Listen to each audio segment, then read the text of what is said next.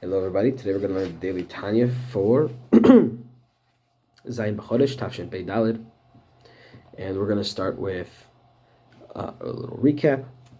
So we were talking about the day before yesterday on Shabbos. We spoke about, or the learning for Shabbos rather, we spoke about the ways in which our intention, our kavana, affects the mitzvah, affects where it is, where it ascends to. We continue to discuss this, and we discussed more deeply why it is that our intention even matters.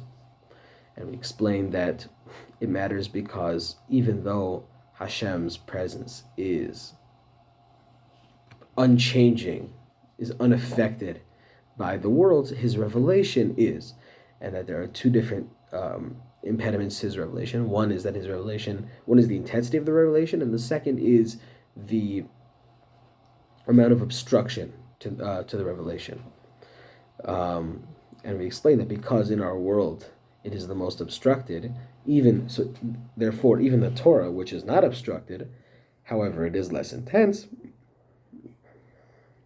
the full scope of what the Torah means cannot be revealed in the material world. And then we spoke in the Haggadah yesterday about how Hashem's we spoke a little bit more about the Torah and the mitzvahs, that they are Hashem's will. In other words, Hashem created the world for the Torah, for the mitzvahs, so that they will be done in this and this way. Therefore, they are His will, and His will is one with Him. And one can say that when one is engaged with His will, one is engaged with HaKadosh Baruch Hu Himself, which is a very, very difficult thing to say properly, and I hope that anyone out there who's listening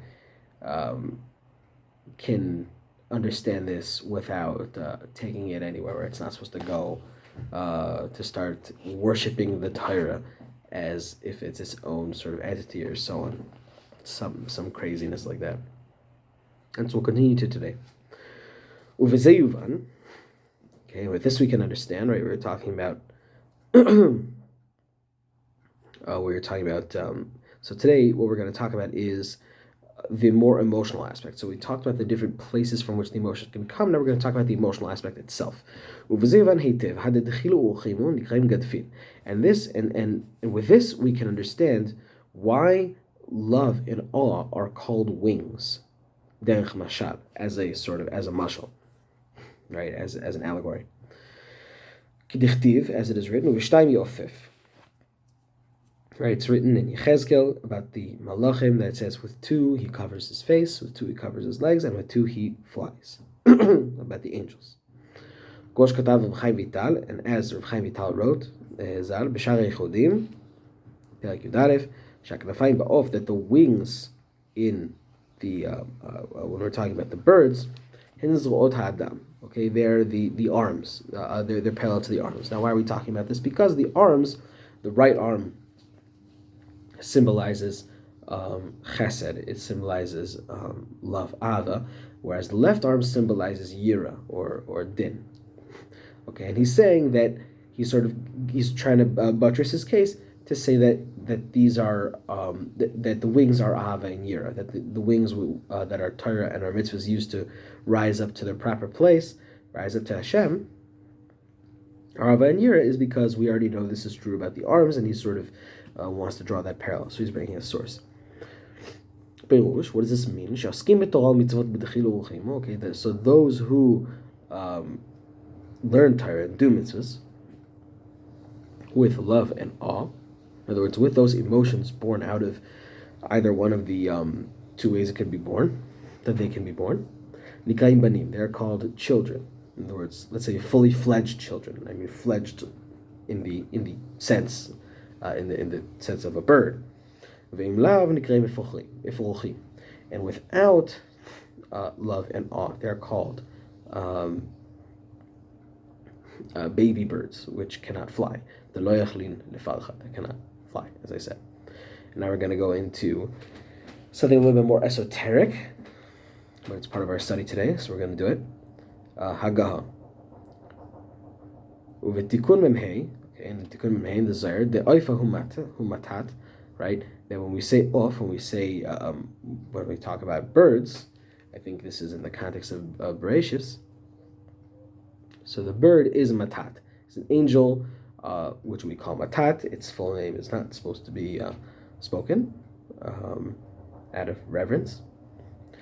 So we say Reisha Dile Yud. So his head is Yud. So we're gonna now say that he's we're going to explain how he's made up of the 4 letters of Shem Havaya. And we're going to say his head is the Yud, the Gufa Vav, his body, his torso is Vav, V'trein Gadfin, and his 2 wings, Hey V'Hei.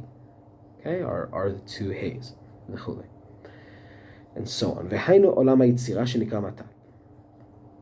Okay, and this is explaining the world of Yitzira, which we discussed at length, which is called Matat, or we've at least discussed it many times.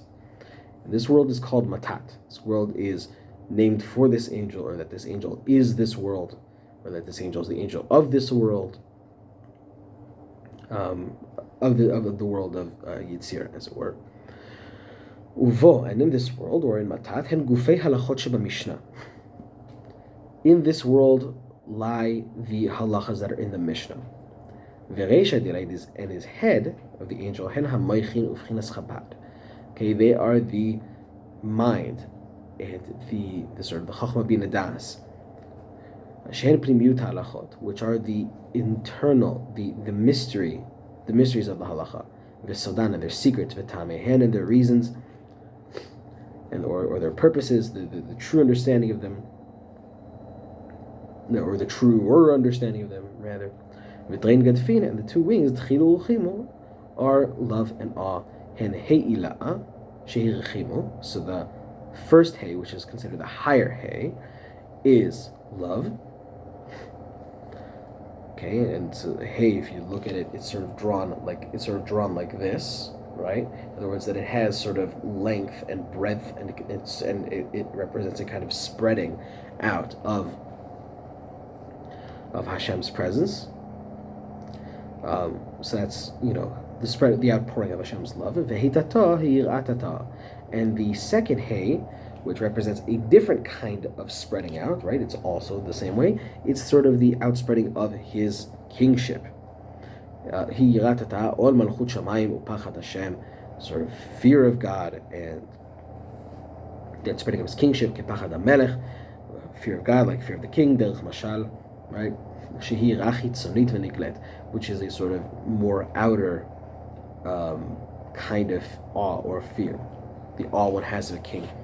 But he says that the higher awe, the higher awe, which is to fear shame, or let's say to fear being ashamed. So fear of shame, what we mean is, in other words, fear of shame in the presence of Hashem. We see the greatness of Hashem, and that moves us to a kind of shame in our own insufficiency. And is this kind of awe that's higher. And it is in the higher wisdom, Yud Shel Shem Havaya, and it is in the Yud of the name of Hashem. It's somewhere else, I don't know what these Shetivot are. But what he's saying is that you could think of this in the context of fear of God as the beginning of wisdom.